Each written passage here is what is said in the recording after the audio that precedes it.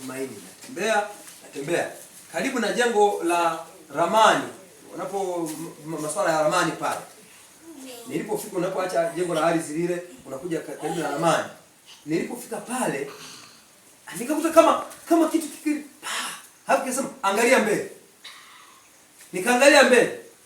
Nilipoangalia mbele namuona kaka mmoja anakuja. Moja kwa moja sura ikaja ni mnene. Bosi, ameingia mafunguo hivi, ameshika mafaili, anaenda ofisini. Nikamtazama hivi. Yule kaka, baba alikuwa mwalimu mkuu msaidizi. Yeye baba yake alikuwa ni mwalimu mkuu. Yule baba anaitwa Moses Mfiringe. Ni bosi, sasa ni bosi mkubwa. Sasa nikasema Moses, kaka Moses. Yaani Mungu alinikutanisha.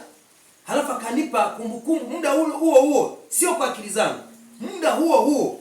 Sasa kaka Moses akageuka hivi. Alivyoniona na jinsi nilivyo sikia hivi nikiba akaendelea. Nikasema kaka Moses, wewe sio kaka Moses Mfiringe. Sema Nikasema mimi ni mtoto wa mwalimu Tokale Mlima pale Hezia, na miaka mingi, miaka 92 umetuacha tukiwa wadogo.